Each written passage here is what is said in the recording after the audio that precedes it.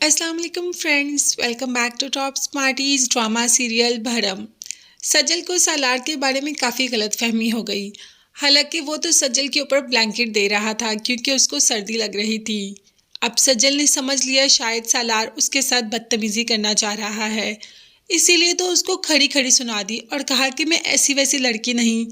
आपके कमरे में आ गई तो क्या समझा कि मैं बहुत गिरी पड़ी लड़की हूँ।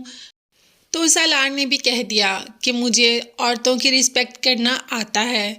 मैं तो सिर्फ ब्लैंकेट दे रहा था कि तुम्हें सर्दी लग रही थी। बस सज्जल इसी में गुस्से से इस कमरे से निकल जाती है और अपने कमरे में चली जाती है। मगर दूसरे ही दिन सज्जल को घर वापस जाना होता है। जैसे ही घर वापस जाती है तो सामने रमशा ही खड़ी होती है और वही सज्जल का वेलकम करती है बहुत अच्छे अल्फाज में। बल्कि उसे कहती है कि तुम सालार के साथ गई थी और तुमने अम्मी को ये बताना भी ज़रूरी नहीं समझा। इतनी अहम बात तुमने अम्मी से छुपाई। तो सजल कहती है कि ये बात तुम्हारे लिए अहम हो गई कि मैं सालार के साथ गई। मेरे लिए ये बात कोई इंपॉर्टेंस नहीं रखती कि मैं किसके साथ गई। मैं वहाँ पर अपने काम के सिलसिले में गई थी और जैसे ही मेरा काम ख़त्म हुआ तो मैं वापस आ गई। मगर हाँ, रास्ते में जो सालार और सजल के दरमियान मिसअंडरस्टैंडिंग थी वो ज़रूर ख़त्म हो गई। सालार ने सारी बात सजल को बयान कर दी और सजल को भी एहसास हुआ कि उसने बहुत गलत रिएक्ट किया। तब उसने बहुत बुरा फील किया और सॉरी भी कर लिया सालार से। अब तो दोनों में अच्छी फ्रेंडशिप होती नजर आ रही है, मगर हमें इनकी फ्रेंडशिप नहीं बल्कि इनकी मोहब्बत देखनी है और वो भी हम बहुत जल्दी देखेंगे। फिलहाल तो अर्जुमन को अपनी सोसाइटी से काफ़ी बातें सुननी पड़ रही हैं कि उसने अलीज़े की मंगनी एक बहुत ही छोटे इंसान से कर दी। मगर पाशा को इन बातों से कोई फ़र्क ही नहीं पड़ता। उसके लिए तो सिर्फ़ और सिर्फ अपनी बेटी की खुशी अहम है। मगर अर्जुमन ये बात सुनने और समझने को तैयार ही नहीं। वहाँ ताबिश और अलीज़े को सजल को लेकर काफ़ी मिसअंडरस्टैंडिंग होगी।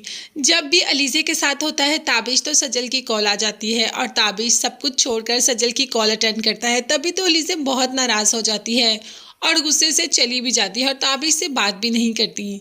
यही बात ताबिश सजल से कर रहा है कि आखिर अलीज़े मेरे पर क्यों भरोसा नहीं करती।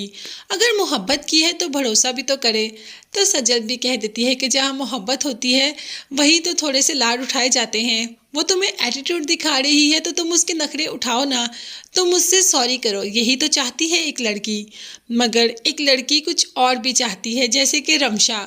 सुबह सलार सोया होता है तो उसके कमरे में कॉफ़ी लेकर आ जाती है, जबकि सलार को ये बातें बिल्कुल भी पसंद नहीं। बल्कि उसे तो रमशा की शक्ल देखना ही पसंद नहीं। तो कह देता है कि तुम सुबह सुबह मेरे कमरे में क्या कर रही हो।